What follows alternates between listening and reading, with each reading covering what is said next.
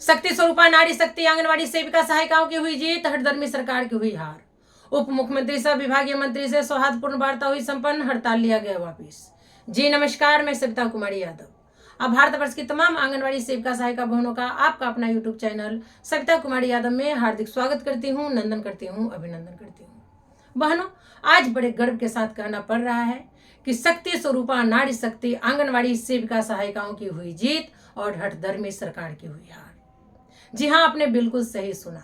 ये खबर जयपुर राजस्थान से आ रही है, जहां पर 8 जनवरी से ही राजस्थान की तमाम आंगनवाड़ी सेविका सहायिका बहनें अपने विभिन्न मांगों के समर्थन में आईसीडीएस निदेशालय के समक्ष धरना प्रदर्शन कर रही थी। लेकिन दुख के साथ ये भी कहना पड़ रहा है कि कोई भी इनका सूद लेने वाला नहीं था।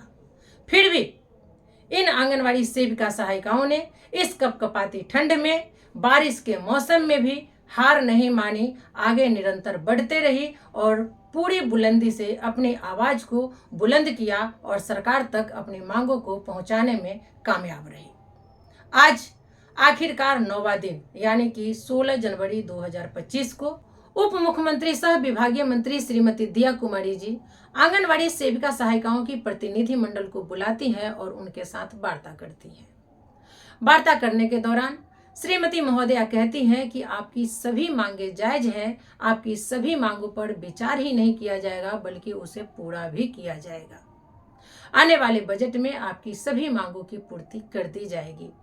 अतः आप लोग हड़ताल से वापस जाइए और अपने अपने जिला परियोजना में योगदान दीजिए, आंगनवाड़ी केंद्र सुचारू रूप से चलाइए, सभी कार्यों का निष्पादन कीजिए।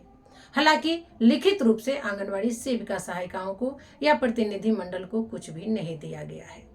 हमारी आंगनवाड़ी सेविका सहायिका बहनें वहां से आती है और ये घोषणा कर देती है कि उप मुख्यमंत्री सह विभागीय मंत्री दिया कुमारी जी से सौहार्दपूर्ण वार्ता संपन्न हुई, हम लोग कल अपने अपने कार्य दिवस पर वापस लौट रहे हैं।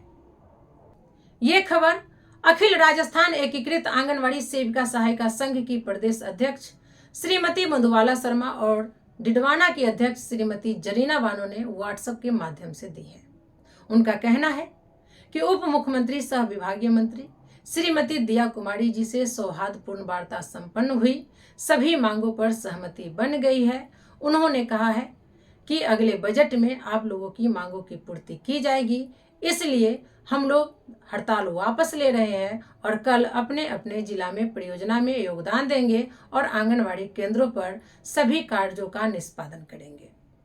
और उन्होंने क्या संदेश दिया है, किन किन मांगों पर सहमति बनी है, वो जो लिखकर हमें भेजी है मैं आप लोगों को सुनाती हूँ।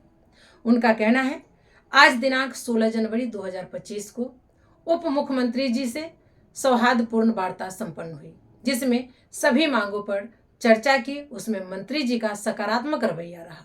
निम्न मांगों पर सहमति जताई गई। पहला मांग था मानदेय वृद्धि, उस पर भी सहमति हो गई है। दूसरा है सेवानिवृत्ति पर दी जाने वाली राशि, एक मुश्त राशि दी जाए 2 से 3 लाख रुपया, वो भी सहमति बन गई है।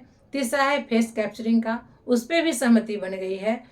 चौथा है महिला पर्यवेक्षिका में 100% सेविका से सुपरवाइजर में लिया जाए, इस पे भी सहमति बन गई है। और पांचवा है शिक्षा मंत्री जी से वार्ता करके बालवाड़ी को बंद किया जाए या आंगनवाड़ी कर्मियों को ही ये लाभ दिया जाए। धन्यवाद, प्रदेश अध्यक्ष मधुबाला शर्मा। तो ये इनका 5 जो मांग है इस पे सहमति बनी है। और भी मांग होंगे जिसके बारे में इन्होंने नहीं लिखा है। तो देखिए, मैं इसमें कुछ अपनी विचार रखना चाहूँगी कि हमने बहुत सारे राज्यों में देखा है कि जब आप हड़ताल पे जाती हैं, आपका हड़ताल चरम पे होता है, आप रुकने का नाम नहीं लेती है, आप उग्र हो जाती हैं, आप काली दुर्गा का स्वरूप ले लेती है, आप चंडी का स्वरूप ले लेती है, तो ये लोग ऐसे ऐसे कारनामे कर जाते हैं, ऐसे ऐसे प्रलोभन दे जाते हैं कि आपको लगता है कि हमारी मांगे पूरी हो गई और आप हड़ताल से वापस आ जाते हैं। बिहार में तो लिखित रूप से देने के बाद भी उनकी मांगों को पूरा नहीं किया जाता।